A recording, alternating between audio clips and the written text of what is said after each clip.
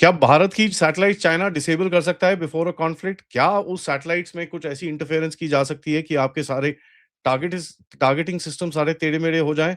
क्या आपके banking network को वो सैटेलाइट के थ्रू डैमेज कर सकता है? कुछ ऐसे सवाल हैं एंड इसके ऊपर सबसे बड़ा सवाल है कि साहब आपका इसके लिए काउंटर क्या है? इसके भी ऊपर भी थोड़ी-सी बात करेंगे। तो नमस्कार, जय हिंद, जय Bharat and welcome to Dev talks. This is Aadi Achint. आज हम बात करते हैं भई थोड़ा-सा स्पेस वॉरफेयर के ऊपर जिसमें काफ़ी हम बात नहीं करते, तो we will diverse into different subjects from now on. देखिए रीसेंट जो इंसिडेंट्स हैं स्पेस के अंदर आपको एक चीज़ दिखाते हैं कि जो स्पेस एक नेक्स्ट बैटलफील्ड है, इसके अंदर कोई डाउट आपको होना नहीं चाहिए। देखिए कुछ चीज़ें हमने देखी जहाँ पर 2 कंट्रीज़ की सैटेलाइट्स एक दूसरे के पास आके मैनूवर कर रही थी। चाइना ने एक कोशिश करी थी आई थिंक पिछले साल मई-जून के ऑपरेशन सिंदूर के आस-पास उसने एक ऐसी कोशिश करी थी के बाद एक्चुअली एक कोशिश करी थी जहाँ पर इंडिया ने काउंटर मैनूवर भी किया था उसको एंड उसके बाद भारत की तरफ से भी कुछ टेस्ट किए गए थे। 2 सैटेलाइट्स को साथ में बेसिकली फॉर्मेशन के अंदर फ्लाई करने के लिए। उसके बाद नए-नए डेवलपमेंट्स हुए हैं दुनिया के अंदर जिसके अंदर रोबोटिक आर्म्स, ठीक है, ग्रैपलिंग टेक्नोलॉजी जहाँ पर आप लिटरली जाके किसी एक सैटेलाइट को उठा लो या फिर इलेक्ट्रॉनिक इंटरफेरेंस जो जीपीएस कम्युनिकेशन सैटेलाइट्स होती हैं, उनके सिग्नल्स के अंदर आप कहीं न कहीं इंटरफेरेंस करो। तो ये कोई रैंडम एक्सपेरिमेंट्स नहीं है। इसको आप एक टर्मिनोलॉजी में डाल सकते हो जिसको बोलते हैं द स्पेस डिनायल वॉरफेयर। देखिए स्पेस डिनायल वॉरफेयर बहुत इंपॉर्टेंट है आजकल के ज़माने में जिस तरह से धीरे-धीरे करके आपकी जो टेक्नोलॉजी आगे जा रही है, एक कैपेबिलिटी जो है एक आपके शत्रु देश की जहाँ पर आपको एक पूरी तरह से अंधा करने के लिए before the war even starts, ठीक है? तो एक चीज़ ये याद करिएगा और ऑपरेशन सिंदूर में सबसे बड़ा एग्ज़ाम्पल आपको मिला कि आईएसआर इंटेलिजेंस सर्वेलेंस रिकोनाइसेंस की जिसकी एक एक हाइट होती है, एक एडवांटेज रहता है which we had over Pakistan आपको उसको मारना, आपको उसके अंदर मैनूवर करना, आपको उसके कुछ चीज़ों को प्रीएम्प्ट करना, ये बहुत ईज़ी पड़ जाता है। तो इसके अंदर आता है आपका नेविगेशन आता है, आपकी of course war fighting capability आती है, बैंकिंग आता है, इंटरनेट आता है, कमांड सेंटर्स आते हैं, आपकी इलेक्ट्रिक ग्रिड आता है, आपका स्टॉक मार्केट आता है, आपका फ्लाइंग ग्रिड आता है। बहुत सारी चीज़ें इसके अंदर आती हैं जो सैटेलाइट से कनेक्टेड हैं। So land, sea and air की बैटल अब बेसिकली स्पेस में धीरे-धीरे करके जाएगी एंड ऑफ कोर्स उसके उसके बारे में आप काफ़ी आगे भी जाके डेवलपमेंट्स देखेंगे एंड मैं आपको कुछ के बारे में आज भी बताऊँगा।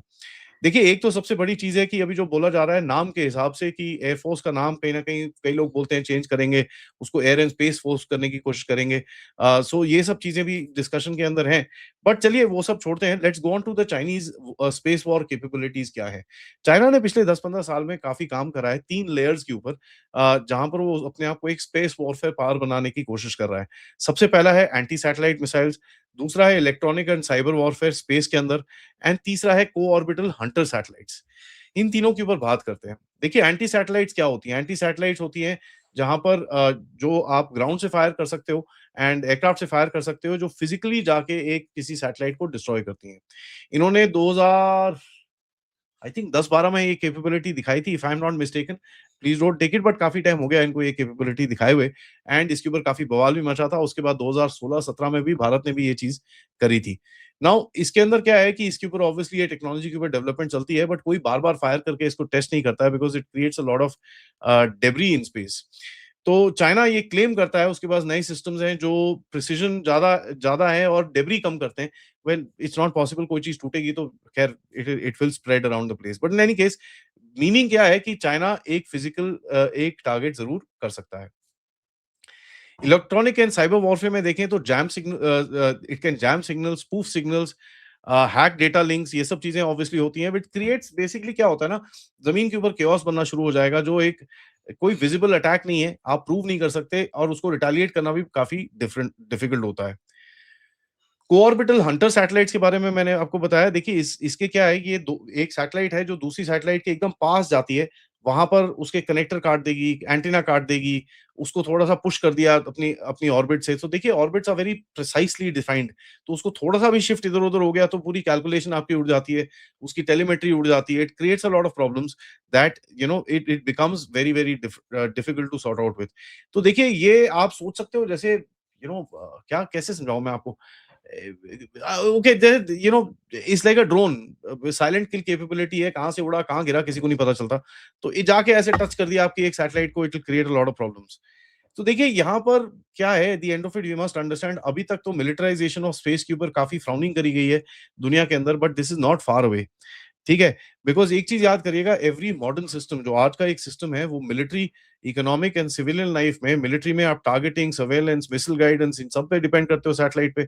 इकोनॉमी पे देखेंगे, बैंकिंग सिस्टम्स, आपके टेलीकॉम, शिपिंग, एविएशन सब कुछ डिपेंड करता है इन चीज़ों के ऊपर। And of course civilian life के अंदर आप जीपीएस, टीवी, वेदर, इंटरनेट, ये सब चीज़ भी वहाँ से आपकी डिपेंड करती हैं। तो अगर आप इसको डिसरप्ट कर दोगे, यू कैन लिटरली पैरालाइज़ अ ले नेशन।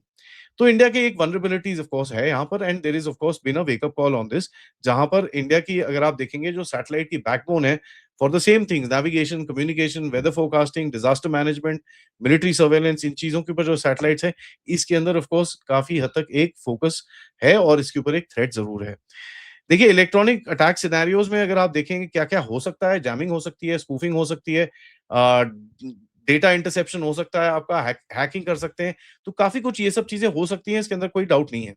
एंड इसका काफ़ी एक इकोनॉमिक फॉलोआउट भी रहेगा, जहाँ पर आपकी स्टॉक मार्केट जाएगी, आपका ट्रांसपोर्ट डिसरप्शन होगा, आपकी मिलिट्री रेडीनेस पे इम्पैक्ट होगा, पब्लिक कॉन्फिडेंस पे इम्पैक्ट होगा, और this is part of the 5th generation warfare capability.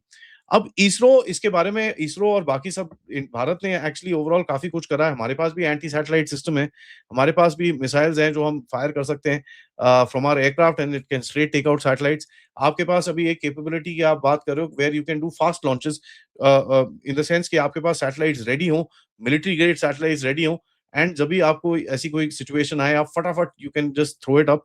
Army के आर्म फोर्सेस की तरफ से काफी इसके बारे में काम किया जा रहा है। स्पेस सिचुएशनल अवेयरनेस का एक-एक सिस्टम्स आपके पास कुछ हैं, कुछ आप बिल्ड कर रहे हो, where you are able to track आपके जो आपके जो इंटरेस्टेड ऑर्बिट्स हैं, उसके अंदर कोई भी ऑब्जेक्ट हो, उसको आप ट्रैक कर सको। ठीक है? और कोई हॉस्टाइल मैनूवर करे, उसके अंदर आप ज़रा पहले ही उसको डिटेक्ट करो और आप पहले ही अपने आप को वहाँ वहाँ से हटा दो, और ये चीज़ हुई थी जब चाइना ने कोशिश करी थी। You basically manoeuvred out of that place, so जो कोलिजन आप या कुछ अटैक-वटैक जो भी करना चाह रहा था वो, दैट डिडन्ट हैपन। तो देखिए, ये बड़ी एक इम्पोर्टेंट चीज़ है, this is called a space situational awareness, it's like a radar. अगर आप स्पेस में रेडार लगा दोगे, तो उसका आपको एक ये इम्पैक्ट आएगा। अब ये कैसे करते हैं technologically, it's very difficult, but there are systems that you can actually make to do something like this. Secure communication, ना उसके अंदर देखिए कम्युनिकेशन में अगर वो हैक वैक करने की कोशिश करते हैं, one of the things that we have adapted is frequency hopping. होता क्या है कि एक एक सेकंड के अंदर हजारों की तादाद में आपकी फ्रीक्वेंसी चेंज होती है, हजारों की तादाद में। तो वो ऊपर से चेंज होती है, नीचे से चेंज होती है, तो both of them are in sync, साथ में चेंज कर रहे हैं, तो सिग्नल्स के अंदर कोई प्रॉब्लम नहीं है। लेकिन होता क्या है कि इससे जो जैमिंग कैपेबिलिटी होती है, बिकॉज़ आप एक स्पेक्ट्रम के अंदर जैम कर सकते हो, उसके बाहर का अगर कोई जाता है, इट बिकम्स वेरी डिफिकल्ट। तो बट इट्स नॉट इम्पॉसिबल, आगे जाके वो भी कैपेबिलिटी आएगी, तो इसका भी काउंटर आपको ऑब्वियसली ढूँढना पड़ेगा। तो ये क्या होता है, it becomes very difficult for the enemy to jam your satellites, या आपकी जो फ्रीक्वेंसीज़ हैं उसको उसके साथ इंटरफेरेंस करने के लिए काफ़ी इश्यू लगता है। एन्क्रिप्शन के ऊपर काफ़ी अपग्रेड्स आपने करे हैं, जहाँ पर जो बेसिक कमांड्स हैं सैटेलाइट को और ये सब चीज़ें, होता क्या है, if they take over your codes, उससे आप वो डायरेक्टली मैसेज भेज के आपकी सैटेलाइट को इधर-उधर गायब कर सकते हैं, जो मैं आपको हैकिंग से बोल रहा था। So you created a extra level of encryption, जहाँ पर देखिए एन्क्रिप्शन को वैसे भी तोड़ना काफ़ी डिफिकल्ट है, बट क्वांटम के साथ आगे आगे जाके ये भी काफ़ी ईज़ी हो जाएगा। तो you are gonna see some sort of a combination, जो भारत भी आगे जाके यूज़ करना शुरू कर रहा है, एंड इसके ऊपर काफ़ी टेस्टिंग चल रही है। इंडिया की जो नई जनरेशन आ रही है सैटेलाइट्स के अंदर, यहाँ पर रेडिएशन एंड साइबर इंट्रूजन के एक रेजिस्टेंस बनाया जा रहा है, एक सिस्टम, और एक तरह से उसको प्रिपेयर किया जा रहा है, जहाँ पर जैमिंग कंडीशंस के अंदर भी वो फुल्ली ऑपरेशनल रह सकें। तो देखिए, एक और चीज़ होता है, जैसे ड्रोन्स के अंदर भी, I will take that same example, GPS denied environment, जहाँ पर आपका जीपीएस ना चलता हो, उसके अंदर ड्रोन कैसे ऑपरेट करेगा, बिकॉज़ उसको तो सारा कुछ गूगल मैप या जो भी मैप के साथ कनेक्टेड हो, उससे चाहिए। गूगल मैं आपको सिर्फ एग्जांपल दे रहा हूँ बचाने के समझाने के लिए। तो उसके साथ वो कनेक्शन चाहिए।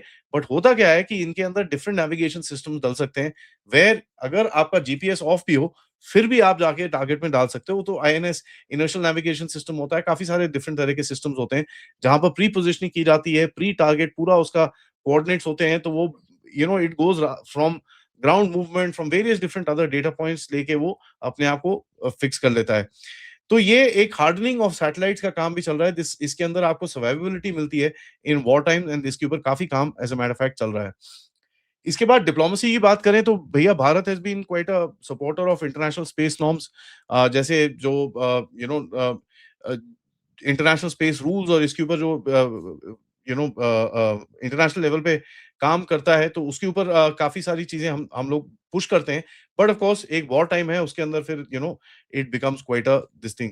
प्लस आपकी क्वाइट पार्टनरशिप्स भी हैं यूएस के साथ, जापान के साथ, फ्रांस के साथ, where you are basically able to get some help and give some help to all of them. जहां पर आप ट्रैकिंग कर सकते हो स्पेस जेट्स की, आप नेविगेशन सिस्टम्स के ऊपर काफी सारा काम करते हो, और रेजिलियंस के ऊपर काफी जॉइंट प्लानिंग फ्रांस के साथ स्पेशली आपकी काफी चलती रहती है। दूसरा चीज क्या है, देखिए साहब, भारत की स्ट्रैटेजी पनिशमेंट नहीं है, बट एक ऐसी जगह पे लाना है जहां पर उसका अटैक ही यूजलेस हो जाए। इट डजंट रियली वर्क, क्योंकि अगर आपका सैटेलाइट सर्वाइव करता है तो उसको रिकवर कर सकते हो फटाफट, उसको मेंटेन कर सकते हो फटाफट, उसको अपग्रेड करके you can actually put it up, and एक स्ट्रेटेजिक एडवांटेज जो है चाइना के पास, उसको आप आराम से तोड़ सकते हो। फाइनली देखिए, ये जो this is the first battlefield of the future Wars, इसके अंदर कोई हमको डाउट नहीं होना चाहिए, एंड चाइना इसके लिए प्रिपेयर कर रहा है, और हमको भी स्पेस रेजिलियंस, डिफेंस और डिनायल के लिए हमको भी काम करना होगा। यहाँ पर एक ही चीज मैं बोलूंगा कि फ्यूचर में जाके we also need to build up the capability, जहां पर आप एक ऑफेंसिव पे जा सकते हो, you can do the same things to China.